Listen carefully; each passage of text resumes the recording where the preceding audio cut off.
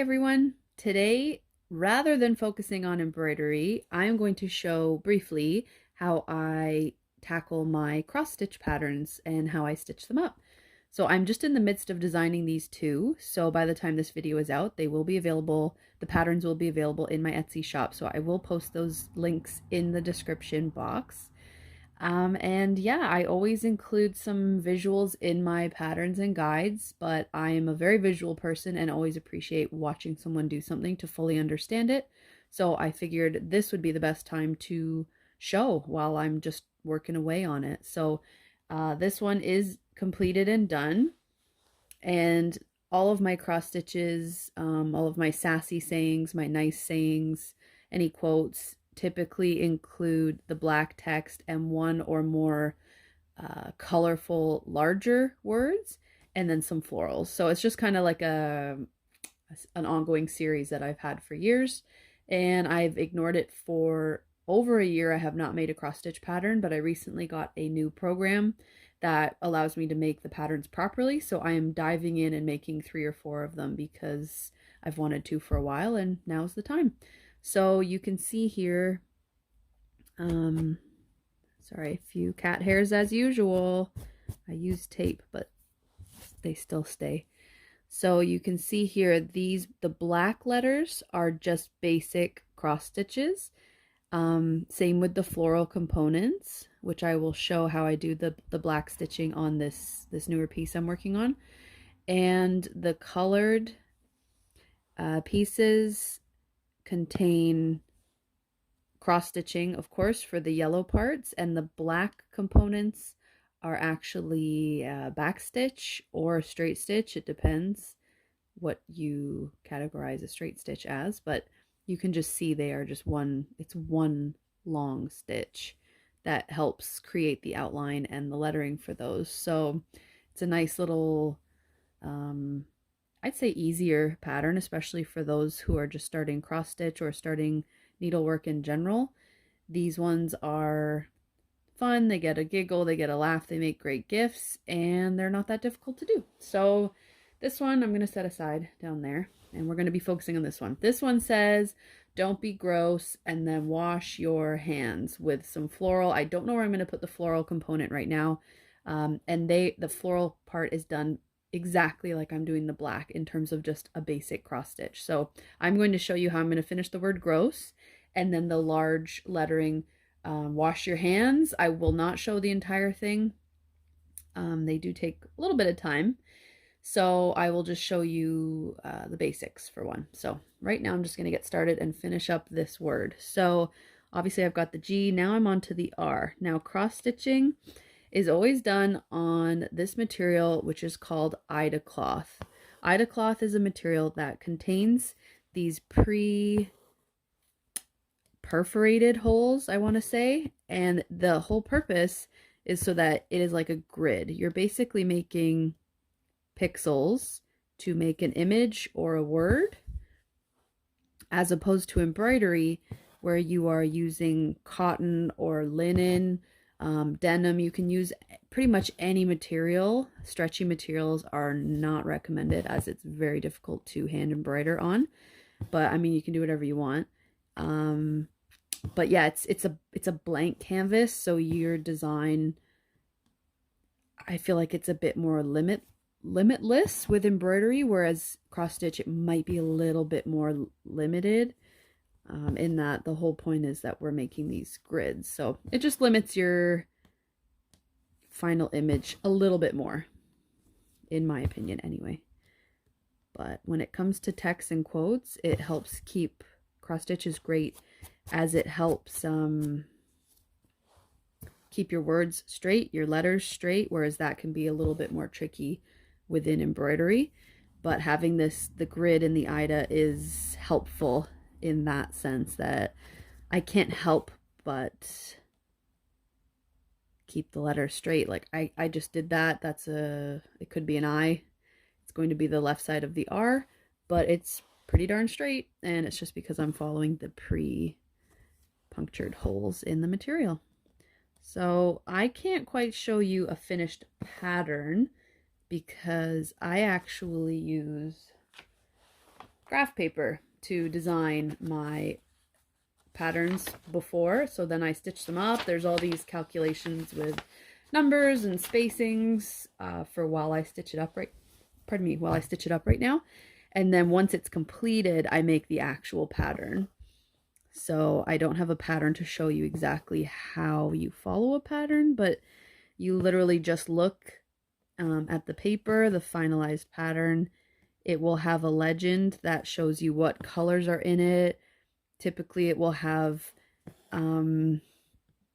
symbols that will represent a certain color thread, and you just follow it as close as you can. When it comes to lettering, you want to be precise, but when it comes to florals, if you've got like one stitch out, like, it really doesn't matter. It's just some things do matter, others don't, and you just kind of learn as you go as to when you can get away with a happy mistake and no one knows but you. So when I do the O, the next letter, I will actually describe what I'm doing. Just like embroidery, people do cross stitch, I want to say many different ways, in that everyone has their own way that they like to do it. There are, quote, like proper ways to do it, and then there's ways that some of us just go ahead and do it. So I never really followed a book or read instructions when I started 7 years ago. I just jumped right into it and was like, I can do that. And I can. Everyone can do it as long as you have working hands and decent eyesight and the materials, you can do it. So it does require patience, just as embroidery does, but it's very relaxing hobby, art form, side hustle, whatever it is for you, it can be relaxing. So, and pardon my like jumbled shaking image.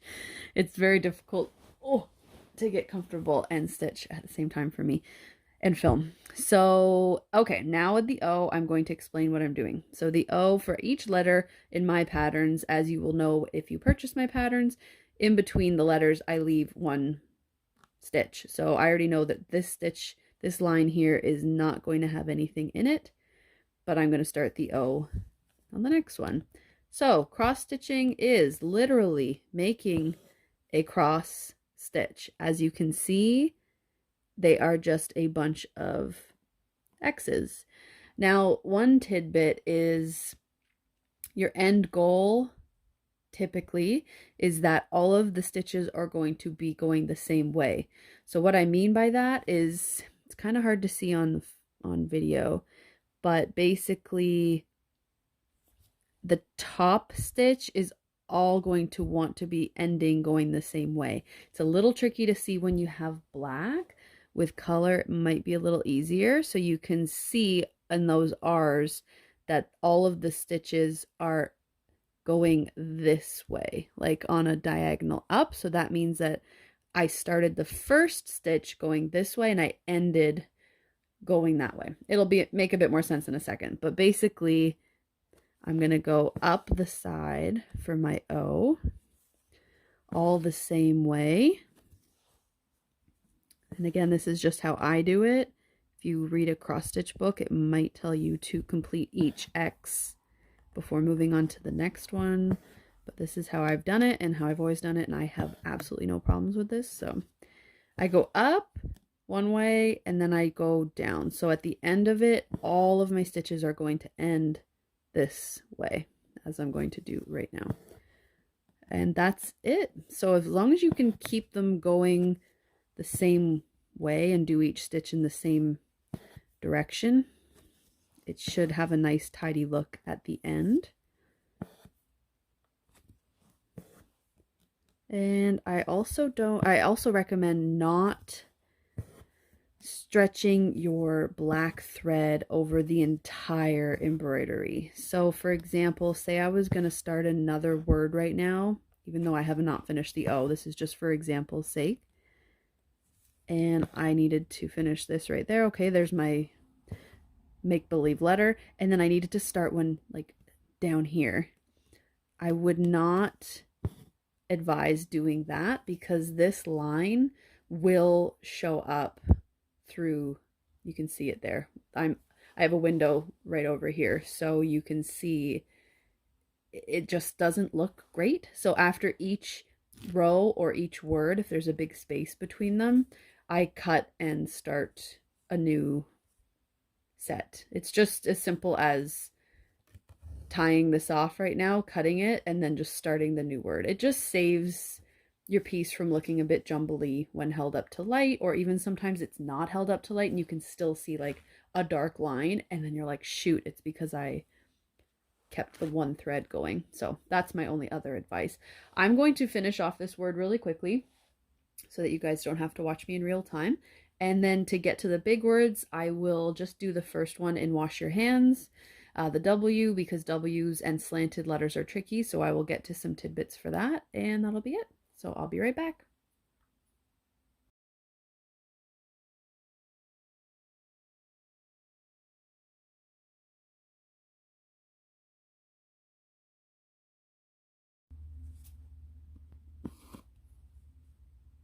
Okay, so there is the black text done.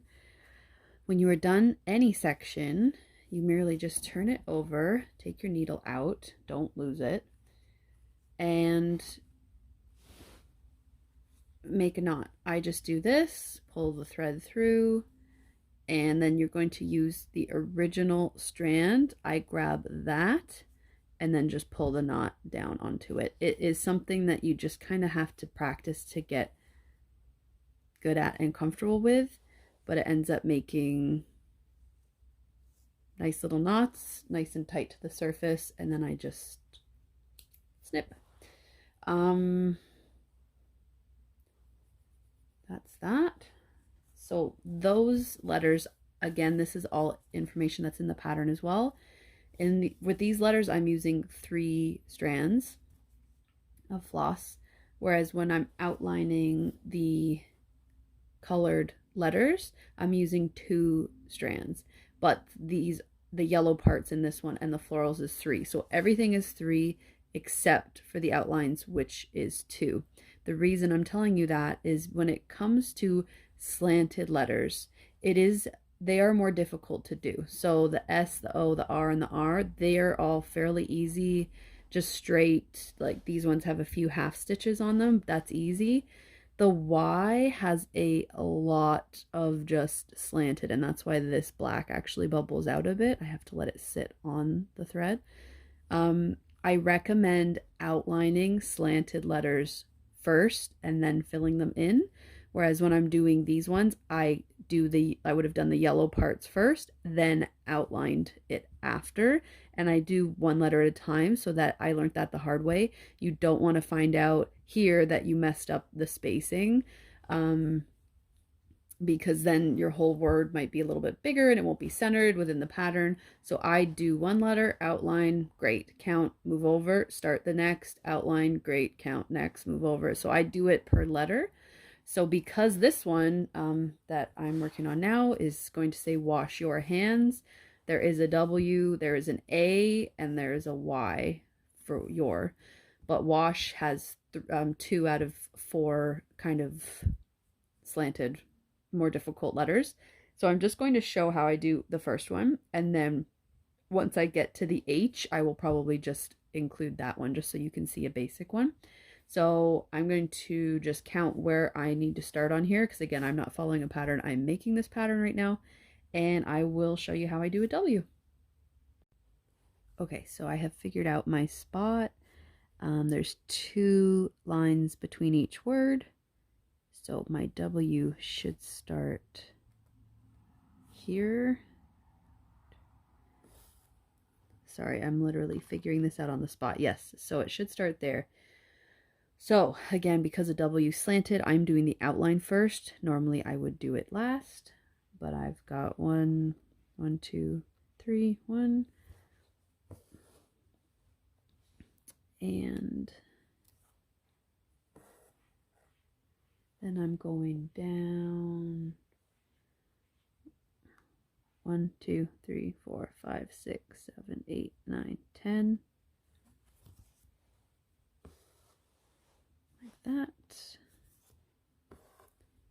So these are straight stitches, or again, back stitches. I don't really know the difference sometimes, to be honest. I just kind of call them all straight stitches. Back stitches, yeah, I would call this a straight stitch, but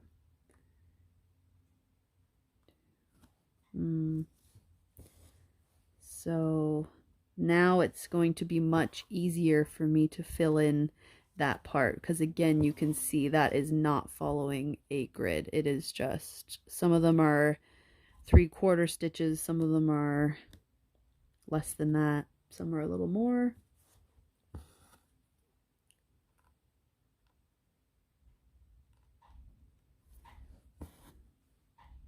Go.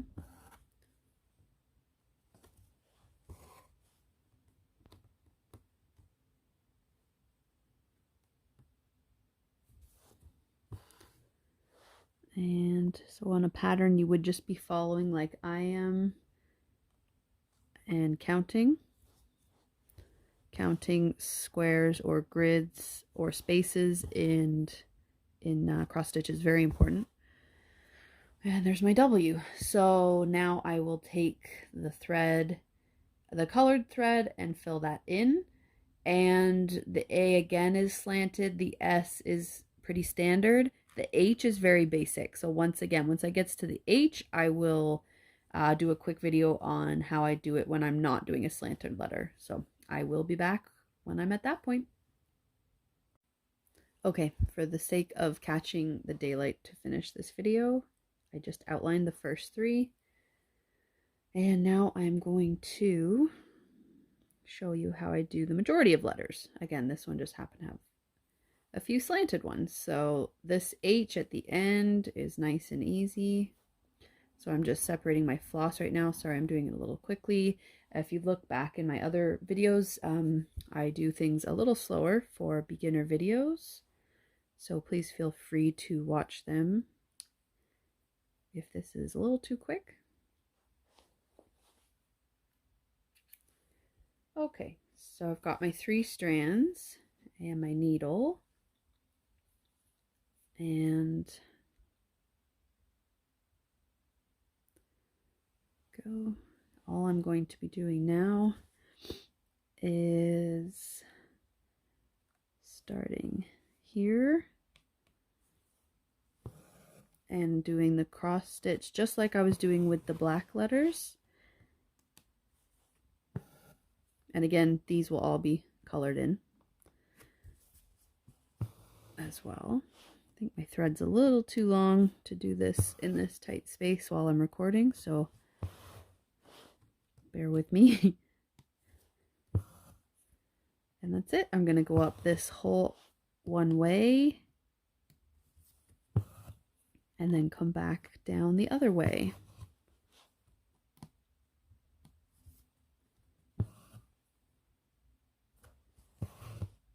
No matter if you're a beginner or you are a professional, you will get tangles, you will get knots. If you are a beginner, do not get discouraged thinking you're doing something wrong. You are not. Sometimes it is a human error and we are causing it unknowingly to tangle. Other times, you know, it just happens. It's thread, it's long, it's in the back, it's bound to get knotted from time to time. So do not be discouraged. And now I'm just going to go back down this way.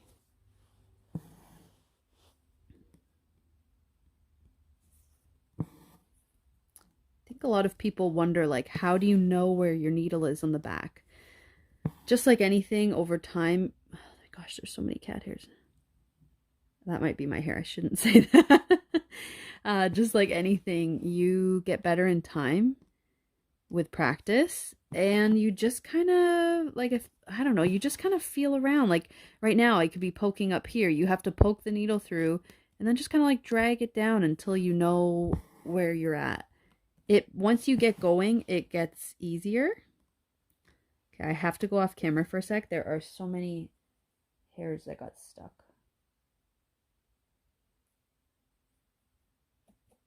That's weird. I don't know where they came from. And yeah, you just kind of get used to it. So it's hard to explain. I'm going to finish this letter by doing the exact same thing for another row and another row. Each letter is typically 3 squares wide. So I will do that quickly off camera and come back just to show you how I do the outline to finish off that letter. And that's it. I'll be right back. Done. So I have now done the colored part of the H and will show you. A little easier when the color's there to do it and to visually understand what I'm doing. So I'm just doing straight single stitches. I don't pull it all the way through for this first stitch because I need to come up through here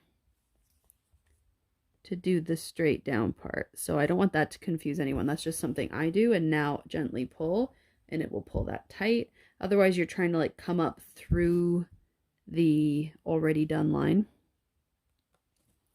So I just find that easier. Now the rest I just do it as shown on the pattern.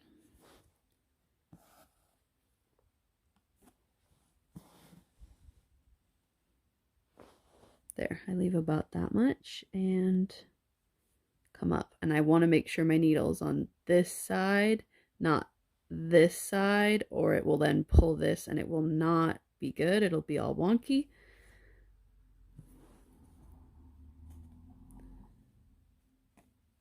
There we go.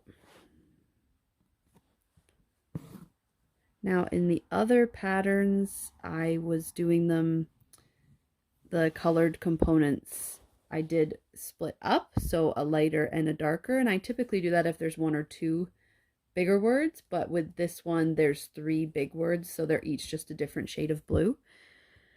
But when you buy a pattern, you can change things however you want. If you want to do it split color, tricolor, if you want to just change the color completely to match your bathroom decor or wherever room you're putting your cross stitch in. I just say bathroom because of this one. Washing your hands. Go, almost done the H. This part is like the most satisfying part because you get to see these like weird shapes of color come to life and become a letter and then a word. So it's my favorite part. And that's it. So then again on the back, I will just tie that new section off and start it a fresh one, of course, when I'm down here for the Y and the next 2 words. So I will show in just a moment the finished product because of the magic of editing. But that's pretty much it. That's how I do my patterns. And again, I will have some flower components on this one at the end, and they are done in the same manner as the typical cross stitch. So you're just using the colors that match in the pattern and creating these little floral components. So I hope that is a helpful visual for those of you who have not tried cross stitch yet or were curious about how I or others make our pieces. But that's it in a nutshell. If you have any questions, as always, please feel free to ask them in the question box or message me. You can follow me on Instagram, where I post much more regularly than here, or on Facebook.